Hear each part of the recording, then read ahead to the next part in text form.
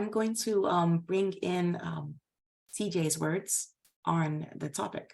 So CJ is, he's very well versed in Bucky. He had been for a very long time.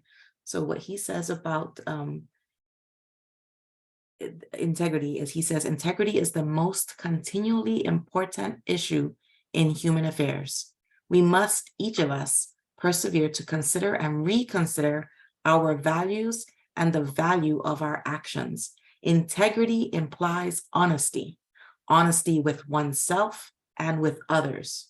Integrity implies truth, being true to the facts of experience and true to oneself and true to others, including all humanity, our earth, ocean, air, world, universe, and God. Integrity requires consideration and reconsideration of the whole and all of the members and their synergetic interrelationships. Total, complete integrity is impossible for finite humans to fully achieve. For human beings, integrity is a never-ending process requiring diligence, discipline, dedication, and continual rededication. Wow. Nobody says it better than CJ. Okay, all right. Let's do one thing. Maritza, this is so good. Can you read it one more time? And then I would like to discuss it, because he, in this, just in typical CJ style, he captures so much.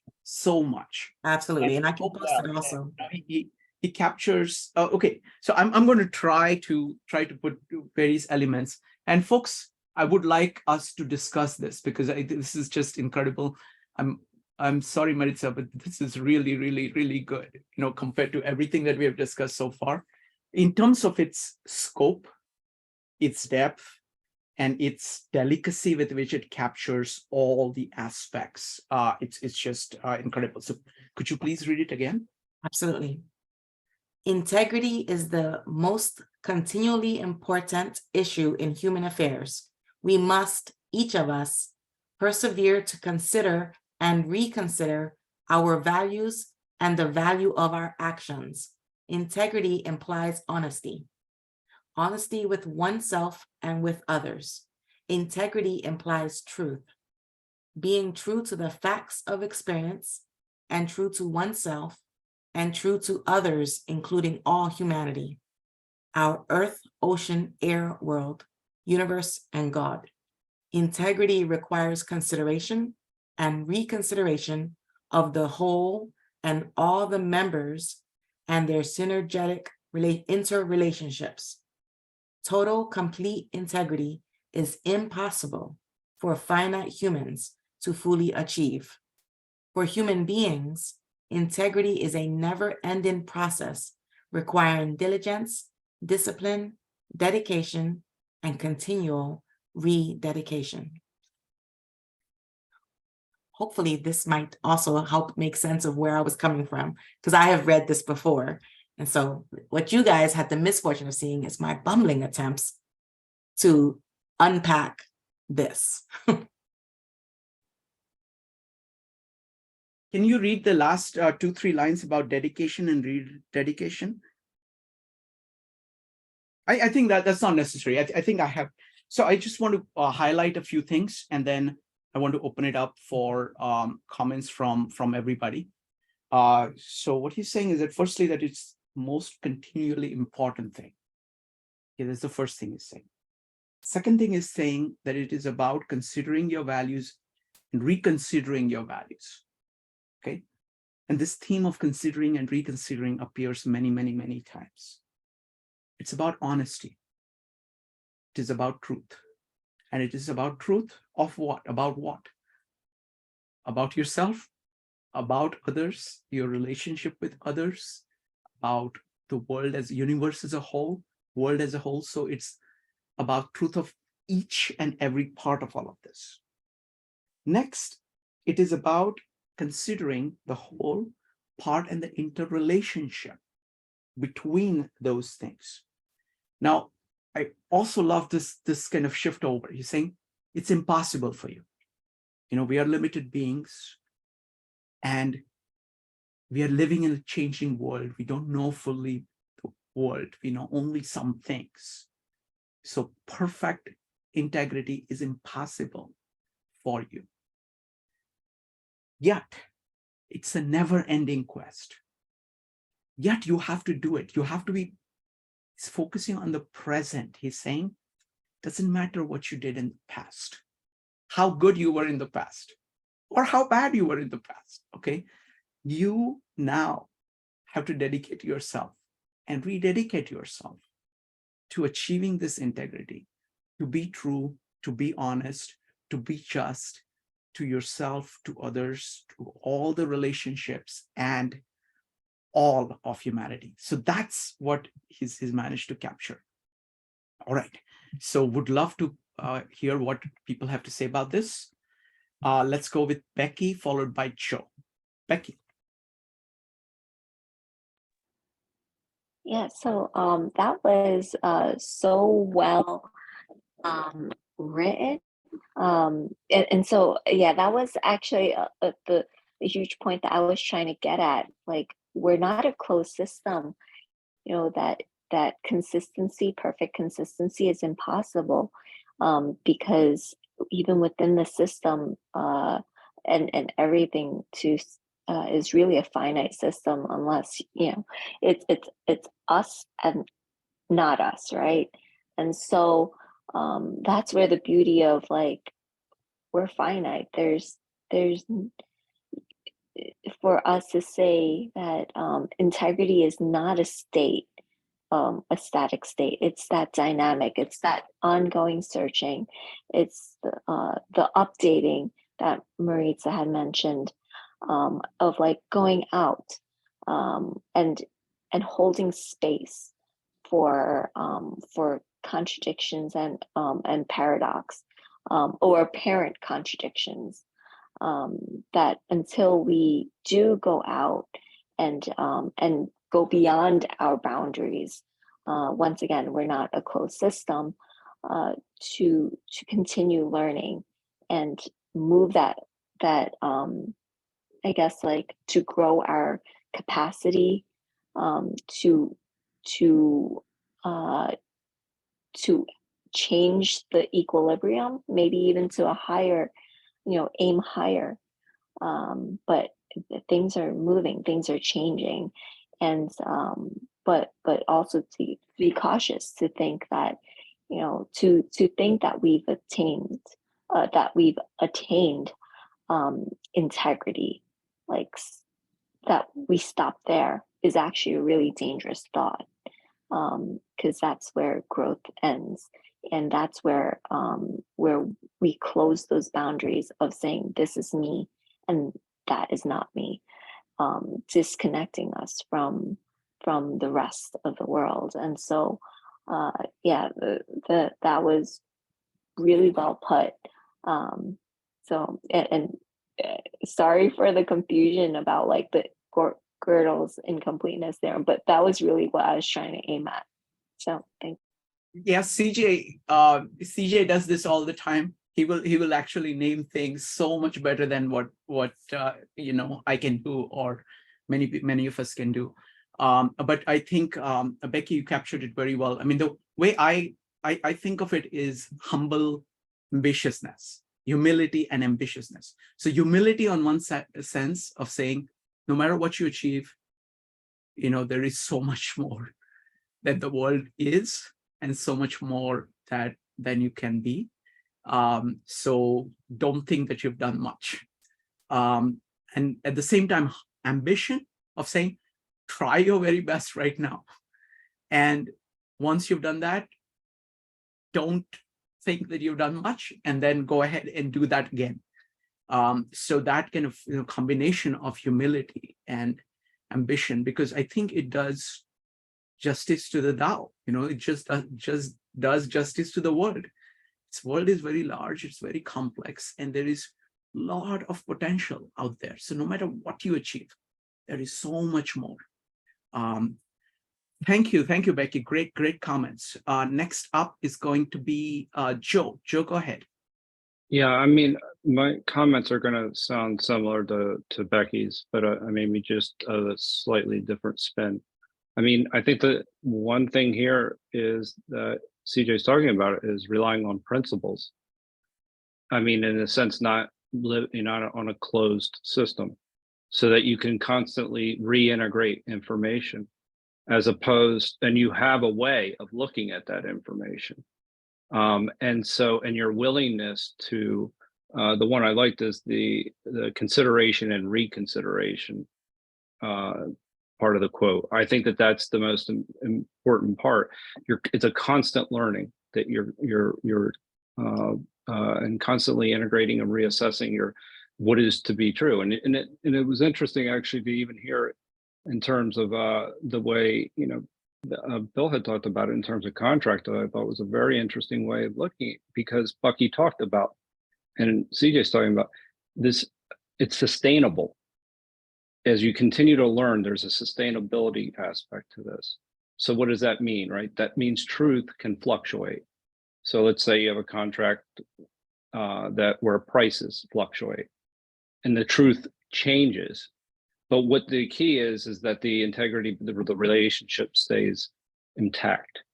And so that's a very practical example of how integrity and new information is actually reinforcing the relationship itself. And it's focused on, again, another principle that when Bucky talks about integrity, he talks about sustainability. So that's and then also that flexibility and adaptability is part of the tensegrity itself, and how that also relates back into what CJ's talking about. It's not being dogmatic, and it includes dialogue, which is something that he continually talked about, and it requires honesty, an honest seeking of the truth. And that's sometimes lost, because sometimes people are not looking to be honest. They look to prove a point. And some people look to be proven wrong because they're continuously testing. And I actually thought about this in terms of in a recent conversation about Popper's theories, on falsifiability. You're constantly testing. You're trying to disprove your hypothesis. You're testing the strength, the stability, the integrity of your hypothesis. And that's being open to being wrong. That's falsifiable. You're looking at it, and your answer is a demarcation problem. What can be tested, and then what is true? So then, he had in his life where he had shifted many of his beliefs. He believed in one system, then he believed in another, and he believed something in between. And as far as economics are concerned. So this is and I think this is a ethical system as much as anything else. While it's deeper than ethics, it includes the whole, includes the planet, includes the universe, right? It's your integrity and willingness to take in new information, and then the tools that actually are in the world, like Bill's contracts, that maintain the integrity as tools. But part of that comes from you. And then finally, I'll add, it's your words. That's one of the most important concepts. Your integrity is aligned to your words. This is why Bucky's vocabulary is actually so important, is that and CJ's actually, because it's more clear, that the words he chose made it very clear what integrity actually meant. And so from there, we can get to tensegrity. We could start to talk about the relationships within structures themselves.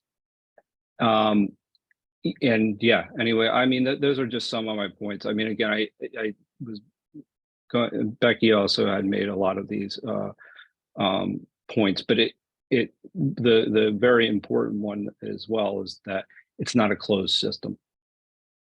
So anyway. Wonderful. Thank you. Great observations, Joe. And I think I agree that CJ actually puts these things far better than Bucky. He's standing on the shoulders of Bucky, of course, but he captures it in a way which is far more accessible. I want to just highlight one aspect of both kind of Bucky's concept of integrity and CJ's concept of integrity, which is quite different from how most people think about integrity. For Bucky and for CJ, it is not only personal, but it is also social at the same time.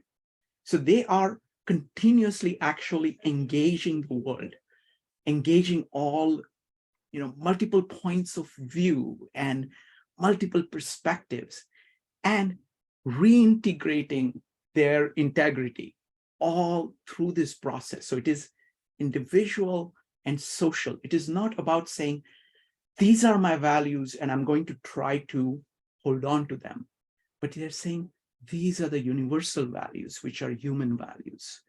And I'm going to hold on to them, and I'm going to bring them on earth, and make them part of earth. So it is like social and individual at a very deep level. Go ahead, Joe, you had a follow-up? Yeah, that is a critical element of it. Is this the relationships, not it's with ourselves and understanding ourselves. This is a very deep point. And then understanding our relationship to the other. And once you understand that, you can start to see the interconnectedness of things. And actually that's the critical point, is where it's an awareness. I mean, this is what Bucky's talking about, a certain consciousness that we have. But you're right, how we relate to the other and what's the best for the whole, and based on our experiences. Yeah, and what I found is that actually trying to understand the other person and trying to do right by them, even when they are different, very different from you, actually allows you to see yourself better, because we all have confirmation bias. It's very easy to get wrapped up into what you're thinking. But when you are actually trying to see the other person, suddenly you see more of what is human than what you could do just by your preset ideas of yourself. Thank you, Joe. Next up is going to be Evanik, followed by Yoshimi and John. Evanik. Yeah, some really wonderful points were made by Becky and Joe and everybody. The one thing I started picking out from what CJ said is, I guess the first concept I got is living. And I think, when he says in his quote that, it like humans are finite and you're never going to get there. And then Becky was talking about it as well. And, when Becky was talking, I was thinking forgiveness of oneself and forgiveness of yourself when you don't do what you know to do, right? Because we're not perfect, and we can always, we can always fix it. You can always, do better. You can, like, the only person you should ever be comparing yourself to is yourself. So as long as you're like better than you were the day before, that's your standard. And so I think one of the things I picked out with CJ, which other people pointed out, was honesty, right? Being honest with yourself. And I think when you talk about when your values change, that's being honest with yourself. And, having integrity is saying, I'm looking at this in a new way. Yes, I said that before. Yes, I thought that before. Yes, I valued that before.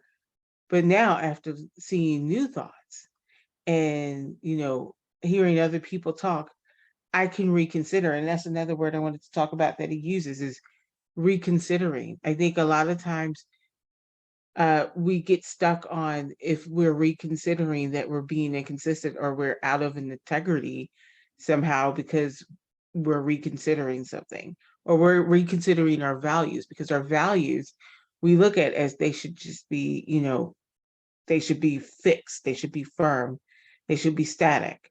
And that's not the case that CJ points out here, is that you can reconsider those. And it's okay. And you're still in the integrity if you're being honest with yourself about it. And also, taking a look at, why are you reconsidering it? What has entered into, what facts have entered into reality, or what about reality has changed that now makes me think maybe I shouldn't value that anymore. And maybe that value was good at one point. It served you at one point, and then all of a sudden it no longer serves for what you want to do, for what you want to achieve. So I think you have to really look at that. So I think reconsidering is a very important word that CJ is using here, because it allows you the flexibility to change your mind. It allows you the flexibility to look at a new way of thinking, and to be okay with looking at a new way of thinking and still being in integrity. So I really did consider that. And the last point I wanted to bring up was the never ending process.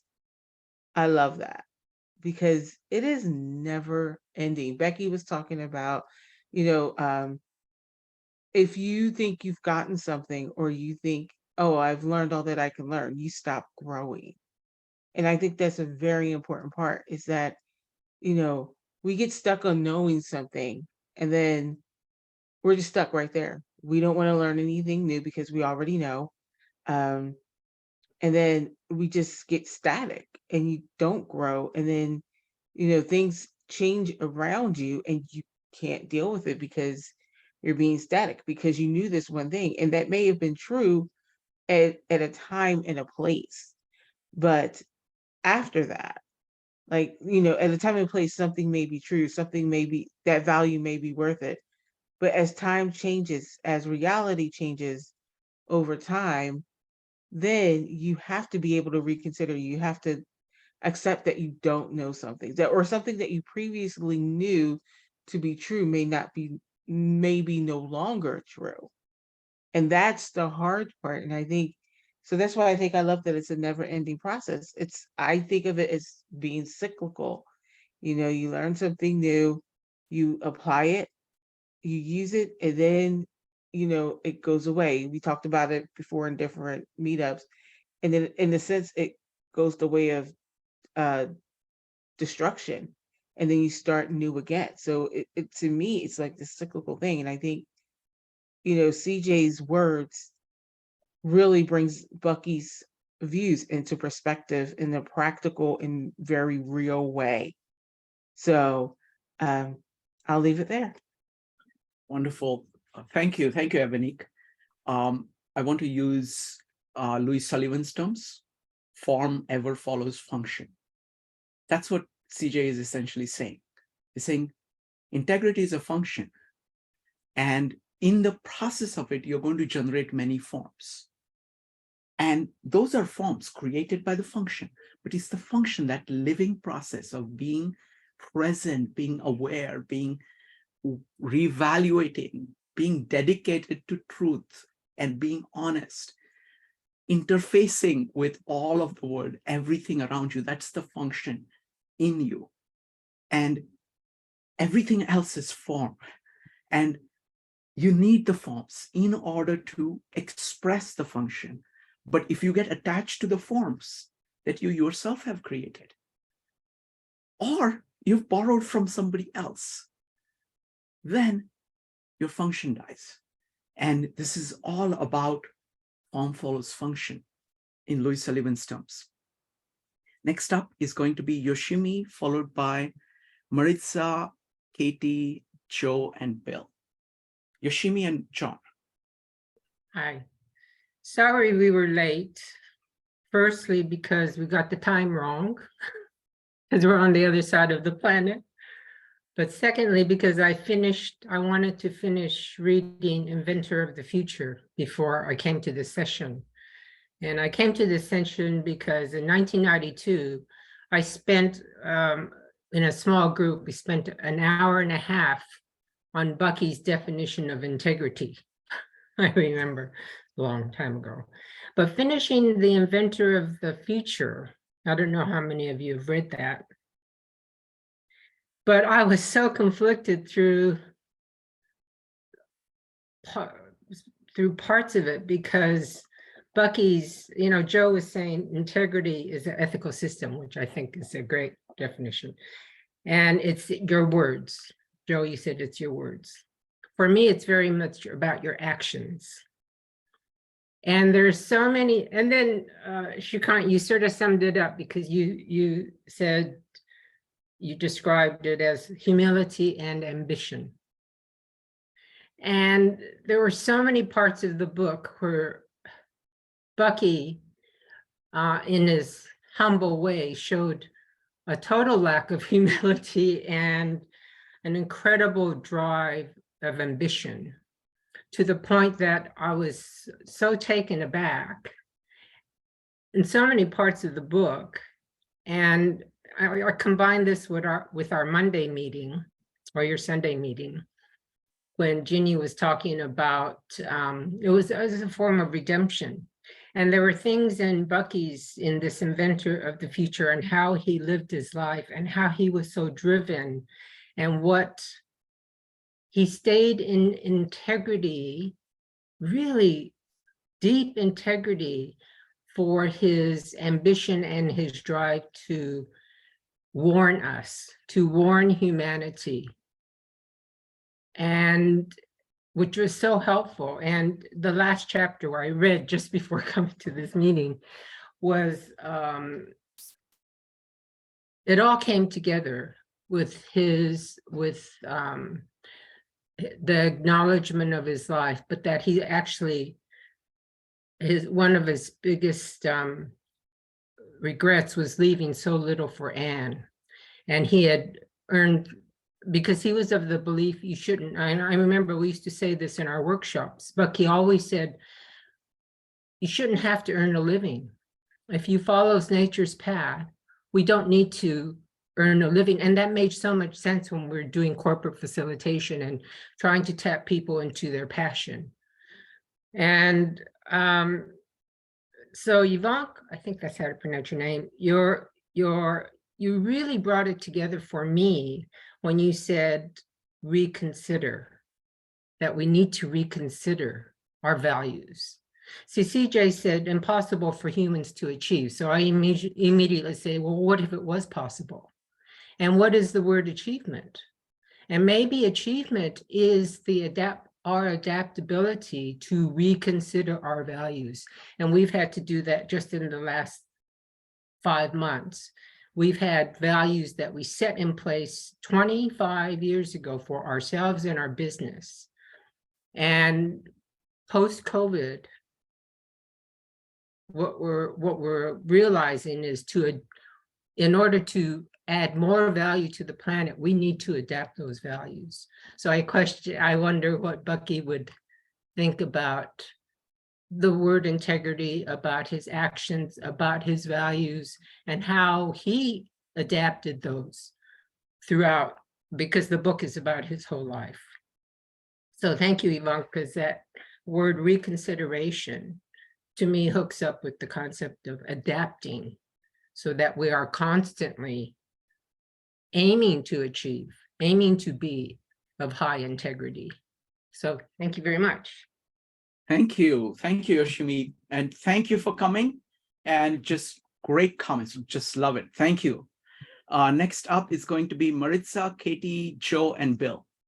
Maritza. Oh man, I have to follow that. Oof. I think one thing I will point out is, so CJ does say that he believes it's impossible for total, complete integrity to be achieved. I mean, no, he says to be fully achieved. So he's not saying that we can't achieve integrity. He's saying that total, complete integrity cannot be fully achieved. So to me, I just think that it's a matter of, seek a certain level of completeness, and in your reconsideration, seek a new level of completeness. And if you keep striving forward, it's always that dangling carrot, as it were, that you're aiming for. You guys have heard me, I'm probably a little bit of a broken record, this idea of, that forward movement. if we keep moving, that's how we know we're alive. And to me, the manner in which CJ phrased it just speaks to that. And he talks about, the consideration and reconsideration. He talks about consider and reconsider. And he talks about, just to me, I see I mentioned to you guys in the very beginning with the presentation that I also didn't believe that it was, possible to completely achieve. But what you do is it's an iterative process. Start again. If you find yourself stuck, just go over again. And I think that the reiterative process, it's not a literal circle, it's a spiral. So you are going to increasingly spiral in a forward movement, as it were. So that was just my thoughts on the idea of being, whether or not we can achieve this concept of integrity. Something else I wanted to mention that it's been brought up here, the idea of honesty. Strupi was mentioning that he believed that the linchpin, as it were, of all of the facets of integrity, all the integrities, and we presented you with a fourfold path. He was saying it all hinges on sincerity. And I think that we can use sincerity interchangeably in this context with CJ's use of honesty. And I love that CJ says honesty with oneself and with others, because it's again, within and without. We have to look bigger picture. When we talk about integrity of the whole, you need to first start this way, but you have to make that switch to looking outward as well, or you're only looking at a piece. And what we want is to look at the whole. So I just thought that those couple little things, and the other is a couple people here voiced, their concerns with all the different definitions of integrity, or it's a loaded connotation, or all of these barriers to identify what this mantle is we should be gripping. Yes, but I think at the end of the day, it's the idea of there's one more type of phrase. It's the dedication and rededication. And you guys have heard me say that my favorite word is intentionality, right? And I have threatened to beat some people over the head with it in the past. And so I'm going to put that here again for you. And to me, the linchpin I will add to Strupi's sincerity is intention. The way in which we dedicate and rededicate ourselves to any of these integrities is by moving with intent. If the goal is to stay on that meaningful path, you walk forward with intent. And I think that includes so many of the things we've put on the table here today. Thank you, Shikha. Wonderful. Thank you. Thank you, Marissa. Next up is going to be Katie, followed by Joe and Bill. Katie. Yeah, I agree with you, Maritz. And I think we had that meetup too, where we talked about unintended, there's kind of your intended consequences and your unintended consequences. But once you realize the unintended consequences, you try to incorporate them in. So I think it's like you were consistent with your values because you didn't want the unintended. It's just now you have to incorporate in for it now that you know. And then I was going to say exactly what Shrikant had said in response to Evanik's great comment about reconsideration, like borrowing, whether it's reading or watching somebody else's actions. I think that's really Bucky's point about universe, is that, we learn a lot from other people and how that, at least I do. Sometimes I learn like, oh, wow, I really like what that person's doing, and to try to dissect what they're doing. Wonderful. Thank you. Thank you, Katie. Next up is going to be Joe, followed by Bill. Joe. Yeah, I think the intention point is a very good point. I mean, because of that, you come up with values. out of that, which actually then you measure if your actions align with your values. And then you know whether you're integrous or not. And if your intentions are incorrect, then something's not aligned.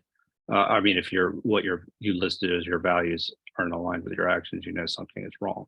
All right. Next up is going to be Bill. Thanks for calling on me. That definition of integrity by CJ was thought-provoking for me. I want to give a couple of examples that occurred to me of the elements of the definition that he gave.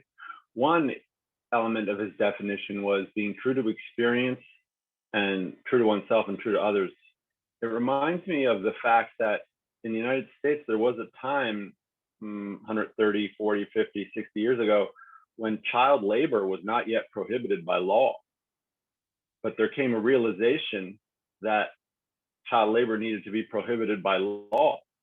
That was a case of people being true to experience and true to each other, true to the children, and true to themselves, to the adults, because the child labor under the conditions that existed 130, 40, 50 years ago was bad for children, and it was bad for society because the children suffered, and then later in their lives, their suffering caused suffering for others. Being true to the child's true needs was outlawing, child labor. Same with after the Civil War, in the immediate aftermath, there was no pensions for the widows of soldiers who died in the war, and being true to them involved Congress passing a law to give pensions to the widows of soldiers. And it kind of, one last example, and then I'll tie it together with a larger thought about CJ's element of perpetual persistence, because there's no such thing as complete integrity, and it's a process over time.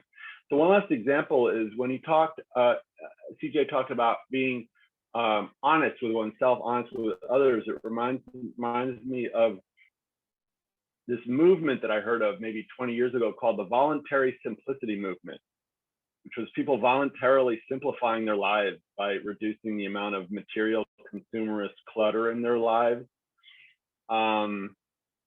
And it was people being honest with themselves about where the line is between their true needs and their perceived needs, and realizing that they had drawn the line in a place that wasn't being honest with themselves.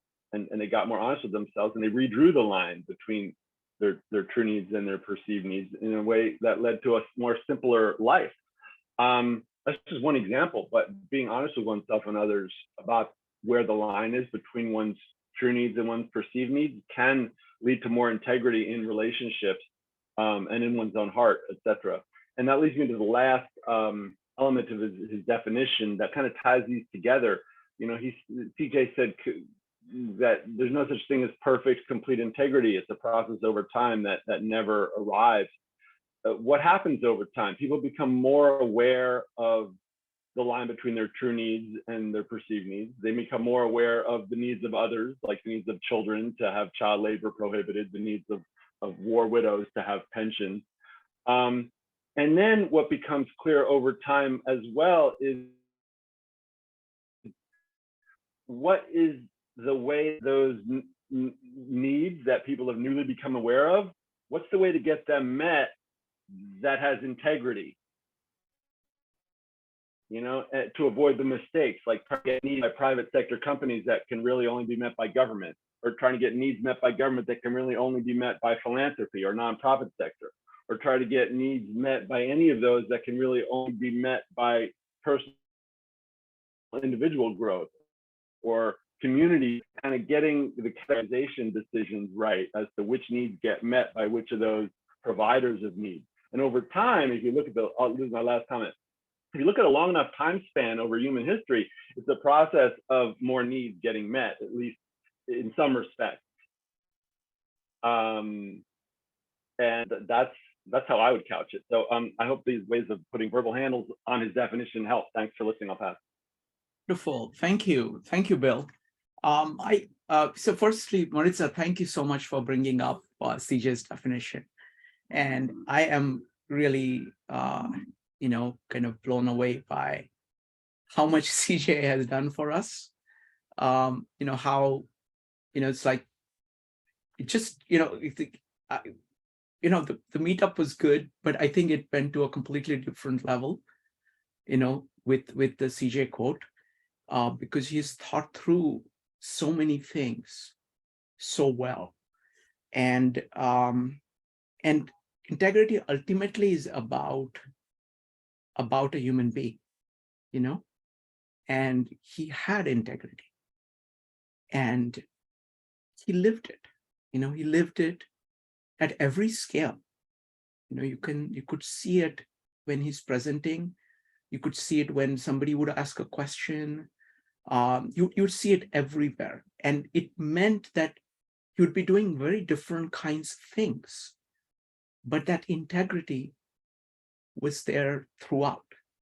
And that's why he can, you know, I mean, so he embodied that, and he was not only embodied it, but he was able to give it the full formulation. So he's able to just, you know, and this is a great example of synergy, you know, he's not with us and his words are with us, and they do so much to what goes on in here for me, and for many of you, and what goes on between us, the kind of conversation that we have. So you can see the, you know, if there is something of integrity, how it spreads and how it lives on, you know, how it lives on. Yes, somebody has to be the living person, like Maritza bringing it up. I saying, yes, this is great, let's build on it. Then all the great comments that everybody made. So it has to be lived. It has to be lived. But, you know, these words and these formulations are precious. So I just want to thank you, Maritza, for bringing that up. And I will give you the last words. So, you know, what you're saying is why I really believe that, you know, it's the actions, not necessarily the words. So the actions are what would inform the ability to have those types of words. In aligning with what you just said, are someone who's an embodiment of integrity. I'm going to actually, so I had written, so I was aware, I'm sorry, I should have maybe opened with that instead of a presentation. We could have just chatted longer, but all of my thoughts on integrity stem from reading some of the passages from CJ and words he's made. So I am actually going to close us out with final words from CJ again. I think our survival depends and will forever depend on the integrity of each individual human being to act. Sorry. I think our survival depends and will forever depend on the integrity of each individual human being to act in support of the eternally regenerative universe. The balance hangs on the choices that each individual citizen makes to resolve or mitigate the complex of problems, large and small, that threaten the effective operation and regeneration of the life support systems on spaceship Earth. It is up to each of us individually. We have the power. Our daily choices determine if universe will extend its grant to humanity of the right of survival for one more day.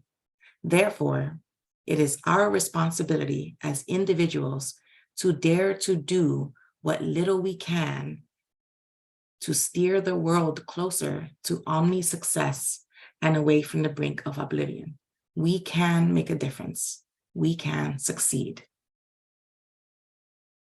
And these are his thoughts, additionally, on how he views integrity. Thanks. Wonderful. Thank you, Maritza. And thank you, CJ. Good night, everybody. Right.